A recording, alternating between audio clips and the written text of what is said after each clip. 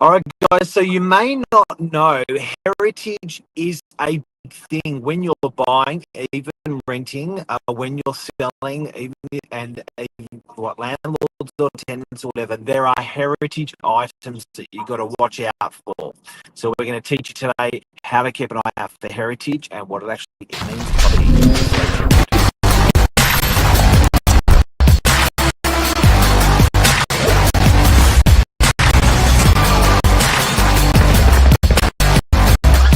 I'm the ringleader. So Cleo's been watching Netflix. One might call me heritage. Significance. That's a compliment. That's a compliment. It's double. It's double. It's a double-edged sword. Hey, welcome today, Cleo, expert property manager of Thank you. 20 years. 20 years, I reckon. 20 and a bit now, getting on. 20 and a bit. Now, tell us, we're all exposed to heritage in one way or another. We probably don't even know it. When it comes to property and heritage, how do we choose this topic? You were watching something on Netflix. Yeah, I was watching the lost story of Melbourne and how this documentary shows Melbourne from the 1800s till present day and what they did to the city. Because it was quite a progressive city. It was even more popular than Sydney back in the day, and they had one of the tallest skyscrapers in the world, even compared to, America. And, at some point they thought the town buildings in the 60s and 70s, they pretty much demolished all the what we would now consider heritage listed properties and cinemas, which when you watch it, it's such a shame if you like old worldly stuff and, things with character like I do. I was quite sad at watching, what had been there and what's not there anymore. Now, it's what constitutes heritage? Look, it's something that's, governed by local significance, whether it be social significance, architectural significance. It's linked to a time or person or people of a region or a country.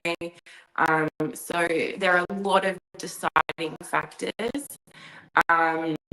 We don't see a lot of heritage properties for rent in our area based on, just where we live. But I'm sure, in the city where you live, might there be many, many, many properties that are heritage listed there. And just, it's a wonderful thing that we do have these, bodies now that's up, you can't touch that. But I know, for example, yourself in sales, is it a good thing or a bad thing if the property is heritage listed? It's difficult, isn't it? It's not good. It's probably more bad than good. Where people actually do really well with it is they work with it. Yeah. So I've sold heritage homes. There's some in Freshwater. I've sold some heritage homes, and providing they keep the flavour of the heritage item, i.e. don't knock it down, i.e. when you can see people actually do okay with it. So as an example, I think you see that in the city. So they'll leave the facade and then they'll whack this 50-story building behind it, but the facade's intact and it remains. Now, that whole heritage thing would have scared off a lot of people buying that building. So sometimes it's, you can do okay with it. But if you're staying, there's heritage facades and there's heritage internals as well, or significance. And sometimes when that significance is strewn through the insides of the building, that's expensive. So the town hall is an example of that, where Yep. it's not just the outside you're maintaining its integrity of heritage, but it's the inside. So the paints, the everything used, the tiles, everything used is processed and question marked and delivered to be within that heritage scope. That's really expensive. It can cost if you have to do that. Yeah, and I often watch, those billionaires that build brand new mansions and they take little bits of heritage things and they incorporate that vintage or antique. But yeah, it'd be very hard to do the whole structure, like you said, and maintain it. I managed Harry Seidler property in Newport many years ago. The grandparents had commissioned how it was in the avenue, and our client was the grandson, and it was basically like a box that Harry Seidler's whole thing was light. So one whole side of the house, if you can imagine a shoebox, I know that sounds terrible, but it was just all glass. And then there was these gigantic velvet cushions, curtains that would just, come all the way along, and they were part of the design. The paint for the front doors was a very special blue paint, a red paint for the other door. So it had a red door and a blue door, very iconic to his work. And we managed it to just normal punches. So having explained that is bleach for the grouting and the tiles, like it was really hard getting the right tenant in there that was going to respect the property for what it was. Then it just the tenancy. Wow. Yeah, so we had an artist there. We had, even had a famous celebrity who was, obsessed with Harry Seidler's work, and he was just so upset at how run down the house was. And he did end up taking it because he thought he'd be there forever restoring it back to its glory. So yeah, I do like heritage things, like even our Coolabro Cinema. I get nostalgic when I drive past and look at it sometimes. It's really cool. There's some cool places. So, guys and girls, if you've just tuned in, we're talking about heritage, the significance, the goods, the bads, the horrors that we see with it.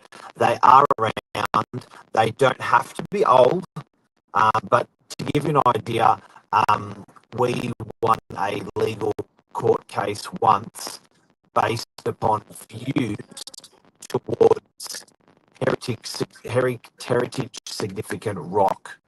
What? A rock? Was that so you can build? Rocks to be heritage. So if you look at, for instance, South Head or Head escarpments, if you are views towards those rocks, and you are taking away from public domain that view or employment of those rocks, cannot do that for various reasons. So, there's preservation with the outside, there's not home, there's preservation with the inside, there's preservation with so, for instance, in this particular case, the development is being built going up the carriageway of the road. So anyone walking on that road or driving on that road can't enjoy the view of the heritage land Yeah, wow. We lost you a little bit in the feed there, Mark. You must be in a tunnel. But yeah, I do appreciate that you can maybe even go too far with heritage. We're in this very woke society where we kind of offend or do anything to anyone or anything, and preserving a rock, I understand, like, of course, that we have the biggest. It's interesting in rental properties and sale properties, we probably don't see it as much, but it's something that I'm definitely interested in, and You know, I do love our little pockets of the beaches that do have those heritage sites. Like even the Coleroy has the facade, like you said, and they've got a inside, but that facade has to remain the same. I don't know why, but thank you very much, Leo. That is heritage for today, and I believe we're thankful that we'll be able to some people out there. Have a great day, everyone. I'm pretty sure Mark said that's it. We're wrapped up.